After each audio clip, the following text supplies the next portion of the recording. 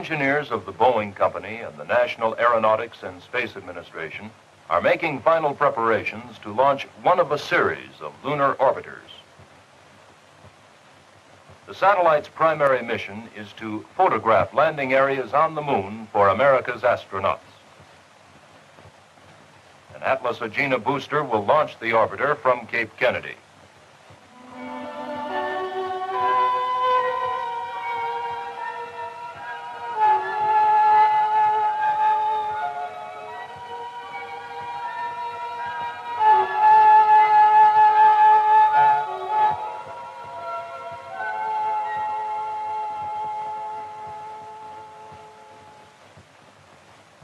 When orbital speed and altitude are achieved, the Atlas booster and nose shroud will separate, and the Agena will fire to place itself and the lunar orbiter into a 100-mile-high orbit around the Earth. They must travel to the exact point in space from which Agena can put the lunar orbiter on its path to the moon. When this point is reached, Agena fires again. Soon after burnout, Agena separates, and the 850-pound orbiter will be on its way. Now speeding through space at 25,000 miles per hour, the vehicle will extend its two-way Earth communication antennas.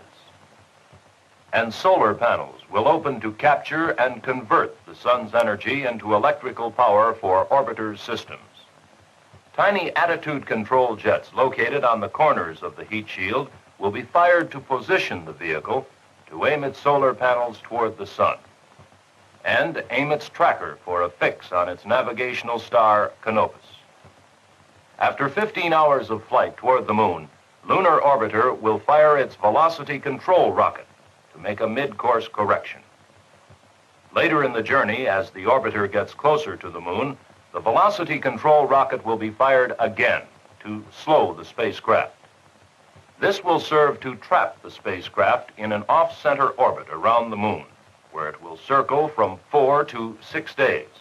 By tracking this orbit, scientists on Earth will obtain their first precise information about the effects of the moon's gravitational field on the spacecraft. With this knowledge, they will be able to lower the vehicle's orbit to a close 28 miles for photography of the moon's surface. Control of the spacecraft is accomplished through instructions stored in an onboard computer. Mission control personnel can radio new instructions for storage or can bypass the computer to control the orbiter directly. Operating on these instructions, the lunar orbiter will turn itself to aim its two camera lenses downward during picture-taking orbits.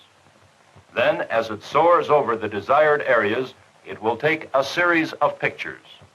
One lens will cover an area of 25 square miles and record objects as small as a card table. The other will make overlapping photographs of 440 square mile sections.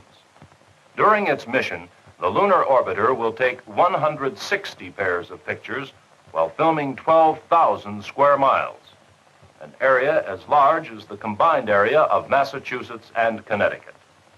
While photography is in progress, the camera will begin to automatically develop and store the exposed film. Following each series of exposures, the orbiter will again aim its solar panels at the sun. When picture transmission takes place, the stored images will be sent in the form of an electronic signal produced by a light scanning the stored negatives. At Goldstone, near an abandoned gold mine in California's Mojave Desert, this 85-foot diameter antenna is the communication link with the lunar orbiter. It's similar to two other antennas in Australia and Spain, surrounding hills protected from random radio signals. The antenna control team tracks the orbiter with signals the orbiter sends back to Earth.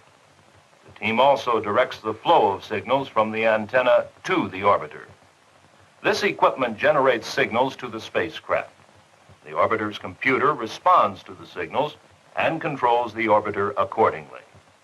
These men are the last human link between Earth and the spacecraft. Incoming photographic information from the orbiter is fed into this equipment where electronic wizardry converts the electronic signal to a pinpoint of light of varying intensity. The tiny beam sweeps back and forth, exposing a moving strip of 35mm film. When processed, the resulting negative shows what the orbiter's camera saw. At the receiving station, technicians will process and study samples of the exposed negative to ensure that signals are coming back properly and that the orbiter's camera is correctly set. Most of the 18 miles of film will be sent to a reassembly facility where the strips will be developed and arranged into large negatives. Prints of these negatives will form the basis for lunar maps. Although direct communication with the lunar orbiter is via Goldstone, or Australia, or Spain, the mission is directed from the Spaceflight Operations Facility in Pasadena. Sitting side by side, NASA and Boeing engineers evaluate and act upon information received from the antennas. The information comes to the Pasadena Computer Center and is translated into a form understandable to engineers. They use it to determine the lunar orbiter's velocity, attitude, temperature, power situation, and some 50 other conditions. This automatic drawing machine charts the data. Other engineers keep track of the orbiter's location and direction. They plot course changes and calculate when and how the spacecraft should be maneuvered. This control room is the nerve center of the entire mission. The operations director and his assistant are in voice contact with key personnel at those installations throughout the world which gather and record flight information. Engineers here at Pasadena interpret the information, and the operations directors use the results to make final flight decisions. When its photographic mission has been completed in about a month, the lunar orbiter will continue to circle the moon, providing information about micrometeoroids and radiation in the moon's vicinity. This data, along with the photographs, is vital to landing men on the moon.